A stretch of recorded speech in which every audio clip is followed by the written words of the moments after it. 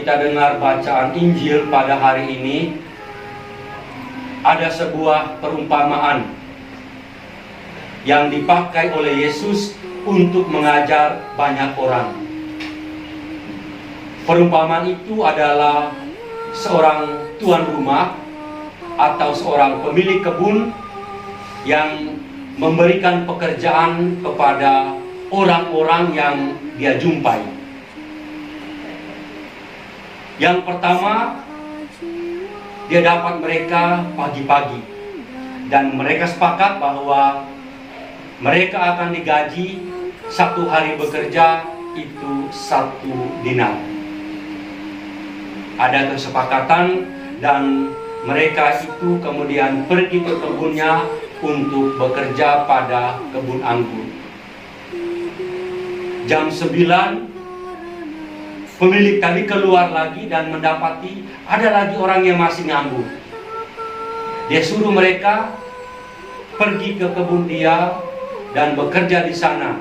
Dan sebagai pemilik dia tahu apa yang pantas dia berikan kepada orang ini.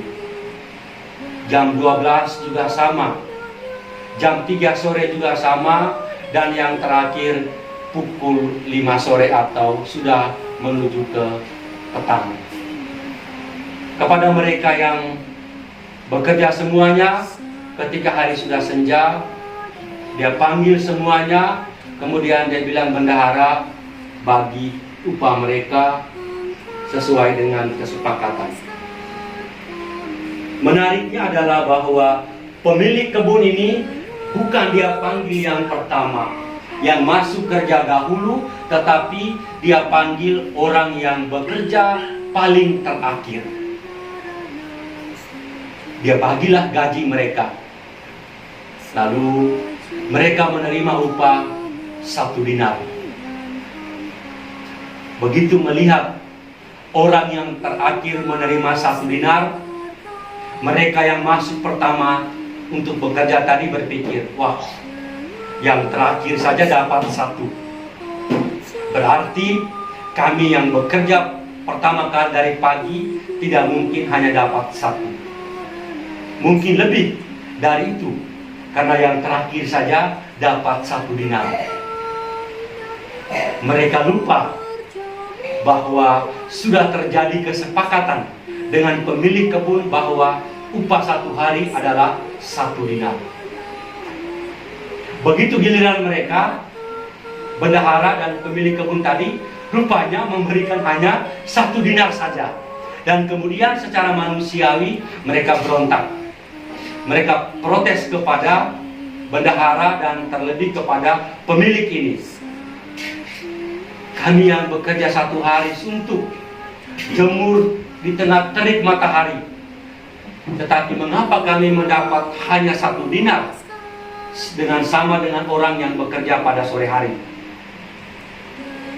Pemilik tadi dia mengatakan, saudara, ya saudara, saya berhak menggunakan apa yang saya punya untuk orang yang bekerja paling terakhir.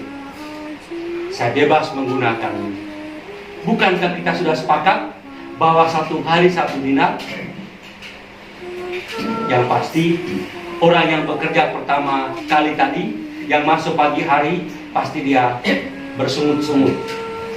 Bahasa kita itu mulai cerewet dia.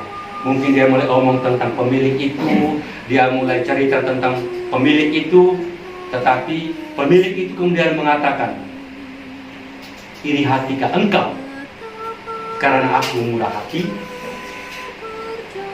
Kemudian pada bagian yang terakhir, Yesus mengatakan, demikianlah orang yang terakhir menjadi yang pertama, dan yang pertama menjadi yang terakhir.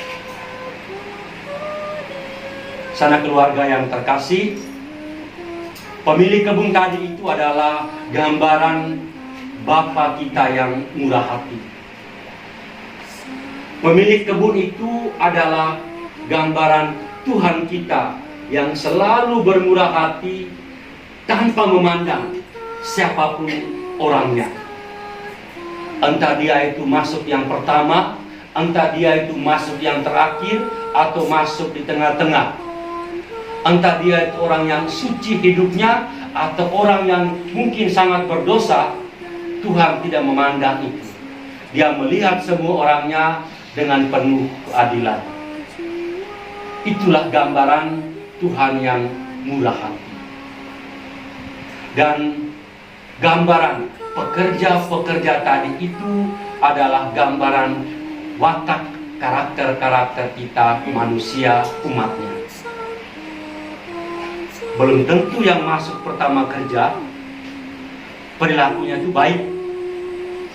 Belum tentu yang kerja jam 9 dengan yang jam 12 dengan yang jam 3 perilakunya lebih baik dibandingkan dengan masuk pada jam 5 sore. Belum tentu.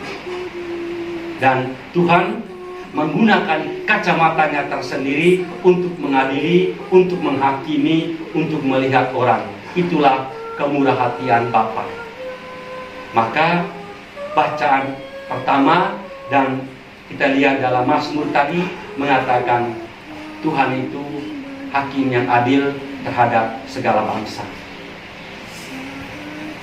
Bapak Ibu, saudara-saudari yang terkasih dalam Kristus, sebagai satu komunitas basis Santo Fransiskus, kita punya kewajiban tidak boleh menghakimi siapapun. Karena urusan untuk menghakimi itu adalah urusannya Tuhan. Tuhan saja bermurah hati terhadap siapapun, bahkan itu kepada orang yang berdosa sekalipun. Kita tidak punya hak untuk mengadili orang bahwa dia orang berdosa. Dan disinilah sebenarnya kita belajar dari gambaran Bapa yang murah hati tadi, kita temukan dalam diri seorang Yesus.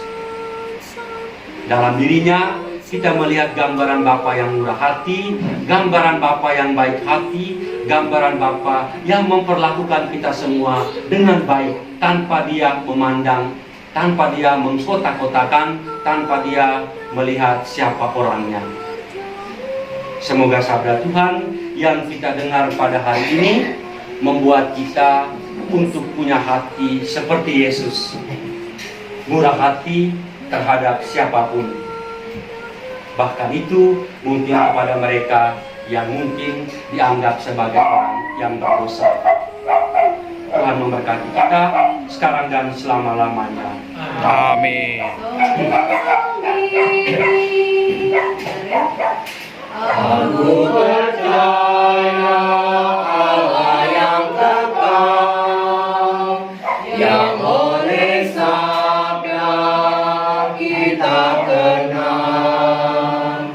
Bapa pencipta alam semesta, yang mengasihi manusia. Aku percaya pada Roh Kudus yang meliani kita terus. Aku percaya Beda yang Esa, Buddha Yesus.